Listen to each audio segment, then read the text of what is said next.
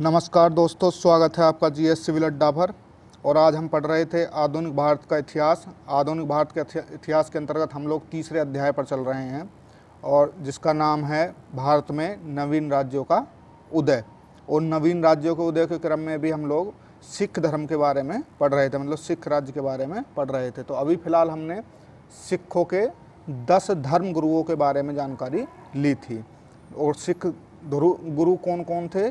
तो पहले थे गुरु नानक, फिर गुरु अंगद, गुरु अमरदास, गुरु रामदास, अर्जुन देव, हर गोविंद, हर राय, हर किशन और गोविंद सिंह जी को हमने देखा था। अब इनसे आगे, क्योंकि गुरु का पद यहीं पर समाप्त हो जाता है, इसके बाद कोई भी सिख धर्म में गुरु के पद पर आसीन नहीं होता है। तो यहाँ पर सिखों का राजनीतिक इतिहास शुरू होगा और इसको शुरू करने वाले कौन होंगे? तो बंदा बहादुर होंगे। तो आज की स्टार्टिंग हम करेंगे बंदा बहादुर से। बंदा बहादुर जो कि 1708 से लेकर 1716 तक एक राजनीतिक सिख धर्मगुरु तो नहीं कह सकते, लेकिन सिख राजनेता के रूप में ये सक्रिय रहेंगे। तो चलिए बंदा बहादुर के विषय में जानकारी लेते हैं। तो सिखों के प्रथम राजनीतिक नेता थे। बंदा बहादुर कौन थे? सिखों के प्रथम राजनीतिक नेता थे और इनका बचपन का नाम लक्ष्मण देव था। इनका बचपन का नाम क्या था? लक्ष्मण देव था। एक अन्य नाम भी था इनका माधव दास बैरागी। बैरागी नाम क्यों दिया गया इनको? क्योंकि ये बचपन में ही अपना घर बार छोड़कर चले गए थे और ये बैरागी स्वभाव के थे। वहीं आप देखेंगे आगे चल के कि दक्षिण में नांदेड़ नामक स्थान पर महाराष्ट्र में गुरु गोविंद सिंह जी से इनकी मुलाकात दक्षिण में ही होती है। तो इनके दोनों नाम याद रखेंगे। बंदा बहादुर के बचपन का नाम लक्ष्मण देव और एक अन्य नाम माधव दास बैरागी था। इनका जन्म 1670 ईस्वी में कश्मीर के पुंछ जिले के राजौरी नामक गांव में हुआ था। कब हुआ था? 1670 ईस्वी में कश्मीर के पुंछ जिले के राजौरी नामक गांव में हुआ था। युवावस्था में ही मैंने बताया कि ये घर छोड़कर दक्षिण की तरफ चल दिए थे और नांदेड़ महाराष्ट्र, एक जगह पड़ती है महाराष्ट्र में नांदेड़, वहीं पर इनकी मुलाकात किससे हुई थी? गुरु गोविंद सिंह जी से हुई थी। और ये गुरु गोविंद सिंह जी से बहुत प्रभावित होते हैं और गुरु से आकर्षित होकर इन्होंने अपने आप को गुरु का बंदा कहा, इसीलिए ये बंदा बहादुर कहलाए। आगे देखते हैं। गुरु ने इन्हें राजनीतिक नेतृत्व प्रदान किया और पंजाब भेजा। तो बंदा बहादुर को राजनीतिक नेतृत्व किसने प्रदान किया? तो गुरु गोविंद सिंह ने प्राप्त किया। और कहाँ पर भेजा? पंजाब भेजा। वहाँ पर इनका नाम क्या पड़ता है? गुरु बख्श सिंह। तो ये नाम आप याद रखेंगे। लक्ष्मण देव भी याद रखेंगे, बैरागी भी याद रखेंगे और गुरु बख्श सिंह भी याद रखेंगे। सभी बंदा बहादुर के अलग अलग नाम हैं जो कि पूछ लिए जाते हैं। सिख राज की स्थापना को इन्होंने मूर्त रूप दिया। ठीक। और क्या कार्य किए? इनसे रिलेटेड जो भी घटनाएं हैं, सिखों और किसानों को एकत्र करके मुगलों से 1707 से 1715 मतलब 8 वर्ष तक इन्होंने खूब संघर्ष किया। किसके साथ? मुगलों के साथ। और अन्य कार्य क्या है इनके? अपने सैन्य बल के आधार पर सर हिंद के सूबेदार वजीर खान को इन्होंने पराजित किया था और इन्हें पराजित करने के बाद, सर हिंद के सूबेदार को पराजित करने के बाद यहीं पर इन्होंने क्या किया था? तो गुरु नानक और गुरु गोविंद सिंह के नाम पर सिक्के चलवाए और सिख राज्य की मोहर बनवाई, जो कि सिख राज्य की प्रभुसत्ता का प्रतीक था। नेक्स्ट देखते हैं। वाहे गुरु जी का खालसा के स्थान पर इन्होंने फतेह दर्शन का नारा दिया। वाहे गुरु जी का खालसा के स्थान पर फतेह दर्शन का नारा किसने दिया? तो बंदा बहादुर ने दिया। 1716 गुरदासपुर के युद्ध में बंदा बहादुर को कैद कर लिया गया तथा दिल्ली लाकर फर्रुख सियार द्वारा इनकी हत्या कर दी गई, जो कि आप पीछे भी पढ़ चुके हैं कि बंदा बहादुर की हत्या किसने की थी? तो फर्रुख सियार ने की थी। ठीक। किस युद्ध के बाद? गुरदासपुर युद्ध के बाद। नेक्स्ट देखते हैं। हत्या के बाद क्या होता है? तो हत्या के बाद सिख दल 2 दलों में विभक्त हो जाता है। बंदा बहादुर की हत्या के बाद सिख दल 2 दलों में विभक्त हो जाता है। कौन कौन से दल थे? देख लेते हैं। एक था बंदई और दूसरा था तत् खालसा। एक बंदई और दूसरा तत् खालसा। जो बंदई थे वे बंदा बहादुर के अनुयायी थे, और जो तत्खालसा थे वे कट्टर सिख पंथी थे। कौन थे? कट्टर सिख पंथी थे। उसके बाद सिखों में सरबत खालसा व गुरुमत प्रथाओं का प्रचलन चला। अब ये क्या है? सरबत खालसा और गुरुमत प्रथा। चले इन्हें भी देख लेते हैं। तो सरबत खालसा और गुरुमत खालसा। सरबत खालसा बैसाखी के दिन एकत्र होना और उसमें कोई निर्णय लेना। बैसाखी के दिन एकत्र होना और उसमें कोई निर्णय लेना सरबत खालसा। और दीपावली के दिन एकत्र होना और उसमें कोई निर्णय लेना गुरुमत खालसा। इन दोनों को याद रखेंगे। सरबत खालसा और गुरुमत खालसाओं का, गुरुमत प्रथाओं का प्रचलन किसके मृत्यु के बाद हो रहा है? तो बंदा बहादुर के बाद। जब कब हो रहा है? जब सिख दल दो दलों में विभक्त हो चुका है। किस किस में? बंदई और तत्खालसा में। तो सरबत खालसा का मतलब बैसाखी के दिन एकत्र होना और कोई निर्णय लेना, और गुरुमत प्रथा का मतलब है, गुरुमत खालसा का मतलब है दीपावली के दिन एकत्र होना और उसमें कोई निर्णय लेना। नेक्स्ट तथ्य देखते हैं। 1726 में पंजाब के मुगल सूबेदार जकारिया खान ने फैजलपुर के कपूर सिंह को जमींदार नवाब के रूप में मान्यता प्रदान की। किसे की?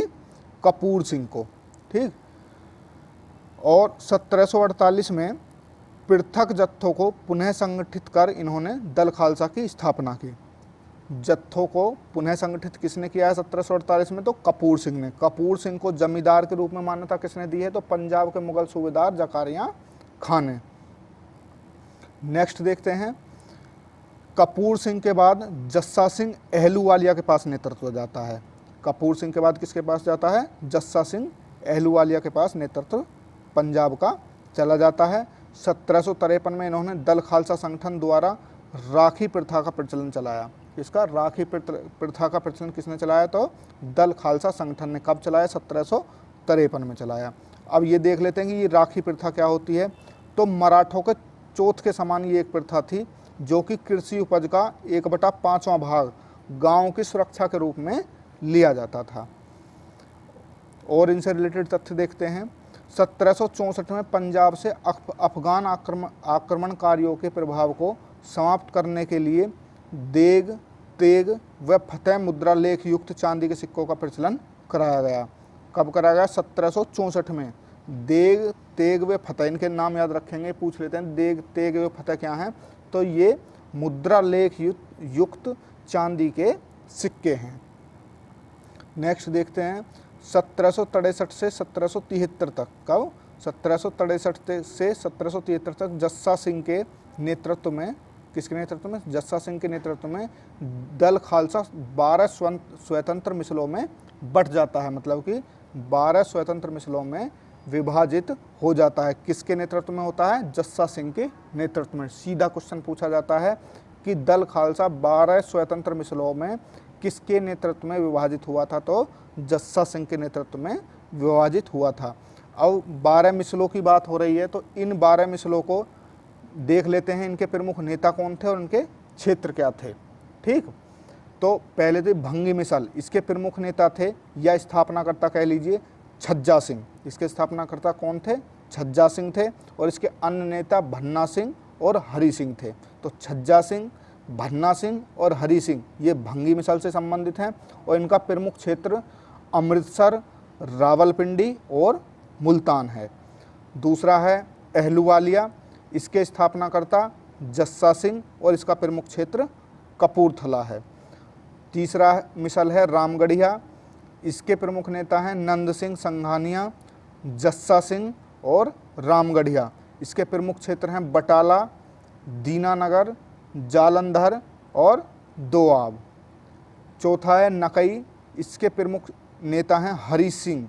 कौन है? हरि सिंह, जो कि नक्का वाले हैं। जो नक्का के हरि सिंह ने नकई मिसल की स्थापना की थी और इसका क्षेत्र लाहौर के दक्षिण पश्चिम में था।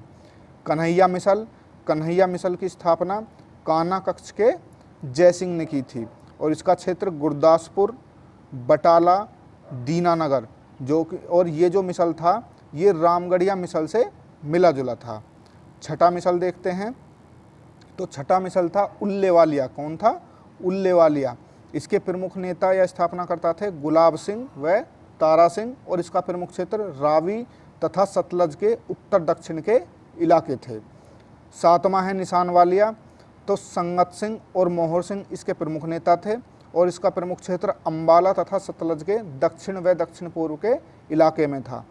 आठवां है फैजलपुरिया तो या सिंहपुरिया, फैजलपुरिया या सिंहपुरिया मिसल, इसके प्रमुख कौन थे? नवाब कपूर सिंह।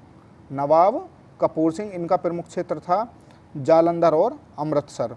नौवां मिसल था करोड़ सिंघिया, जिसके प्रमुख नेता स्थापनाकर्ता थे पंगगाई करोड़ सिंह और बघेल सिंह। पंगगाई करोड़ सिंह और बघेल सिंह, इसका प्रमुख क्षेत्र कलसिया के निकट यमुना के पश्चिम और होशियारपुर जिले थे। अगली मिसल है शहीद मिसल, इसके प्रमुख नेता दीप सिंह। याद रखेंगे, शहीद मिसल के स्थापनाकर्ता कौन हैं? दीप सिंह। और इसके अन्य प्रमुख नेता गुरु बख्श सिंह, और इसका क्षेत्र दमदमा साहिब और तलवंडी साहिब। इंपॉर्टेंट है, याद रखेंगे शहीद मिसल को जरूर। शहीद मिसल के स्थापनाकर्ता दीप सिंह और गुरु बख्श सिंह, और दमदमा साहिब और तलवंडी इसका क्षेत्र है। अगली मिसल देखते हैं, यानी कि 11वीं मिसल फुलकिया मिसल। इसके स्थापना जो की थी वो पटियाला, नाभा और जींद के सरदारों के पूर्वजों ने की थी, और यही इनका क्षेत्र भी था, पटियाला, नाभा और जींद। 12वां वेरी इंपॉर्टेंट मिसल, जिससे कि रणजीत सिंह भी रिलेटेड हैं, इसीलिए इसको याद रखेंगे, सुकरचकिया मिसल। तो सुकरचकिया मिसल की जो स्थापना की थी वो चड़त सिंह ने की थी, और अपने पूर्वजों के निवास, इनके पूर्वजों का निवास ग्राम था सुकरचक। तो सुकरचक के नाम पर ही सुकरचकिया मिसल की स्थापना किसने की है? चड़त सिंह ने की है। इसके बाद इसमें कौन कौन प्रमुख रहे हैं? नवाब कपूर सिंह, जस्सा सिंह, और सबसे अधिक प्रमुख जो आप याद रखेंगे, चड़त सिंह के पुत्र महासिंह और शेरे पंजाब रणजीत सिंह। और इसका क्षेत्र कहाँ है? तो गुजरांवाला के आसपास के इलाके इसका क्षेत्र था। रणजीत सिंह सुकरचकिया मिसल से ही संबंधित है, जिनके बारे में हम अगली वीडियो में पूरे विस्तार से देखेंगे। सिख धर्म से रिलेटेड 2 वीडियो और आएंगी, उसके बाद सिख धर्म से आपका एक भी क्वेश्चन नहीं छूटने वाला है, चाहे वो कोई भी एग्जाम हो।